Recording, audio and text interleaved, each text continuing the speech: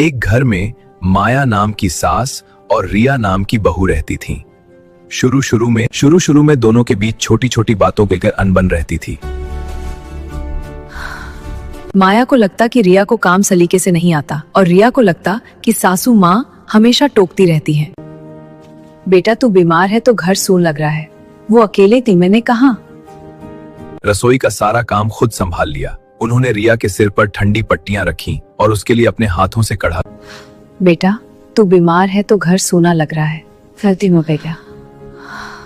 मुझे तुझे परेशान करने में जो मजा आता है, काम में कहा। रिया की आंखों में आंसू आ गए। एक घर में माया नाम की सास और रिया नाम की बहू रहती थीं। शुरू शुरू में दोनों के बीच छोटी छोटी बातों के लेकर अनबन रहती थी। माया को लगता कि रिया को काम सलीके से नहीं आता और रिया को लगता कि सासू माँ हमेशा टोकती रहती है। एक दिन रिया की तबीयत बहुत खराब हो गई। उसे तेज बुखार था। माया ने जब देखा तो उन्होंने तुरंत, बेटा तू बीमार है तो घर सून लग रहा है, वो अकेले थी, मैंने कहा। बेटा तू बीमार है तो घर सूना लग रहा है, सर्दी में गया।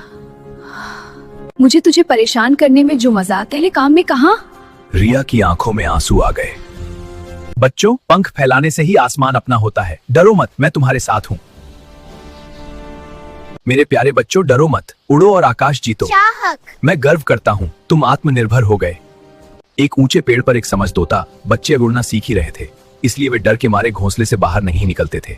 रेगिस्तान की तपती रेती में एक किसान और बंदर ने मिलकर कुछ असंभव करने की ठानी। रेगिस्तान की तपती रेती में एक किसान और बंदर अपनी फुर्ती दिखाते हुए हमेशा दूर पहाड़ों से ठंडी रेगिस्तान की तपती रेती में एक किसान और बंदर अपनी फुर्ती दिखाते हुए हमेशा दूर पहाड़ों से ठंडी ठंडी बर्फ के टुकड़े उठा लाता। किसान बड़ी मेहनत से उन टुकड़ों का कंगाल करता। सूरज की धूप में चमकता वो ठंडा घर उनकी दोस्ती और मेहनत का एक अनोखा नमूना बन गया। एक किसान के खेत में 2 सांप रहते थे। तभी किसान ने उसे मारकर खेत से भगा दिया। सफेद सांप दिन रात चूहे भगाकर फसल की रक्षा करता था, जबकि काला सांप बस चुपचाप बैठा रहता और कोई मदद नहीं करता था। तभी किस मजाक। एक बार एक हल्का फुल्का और शरारती तोता एक पेड़ पर बैठा था। तोता एक पेड़ पर बैठा था। उसने देखा कि एक मोटी बिल्ली नीचे सो रही है। तोते ने एक हल्का सा पत्ता तोड़ा और बिल्ली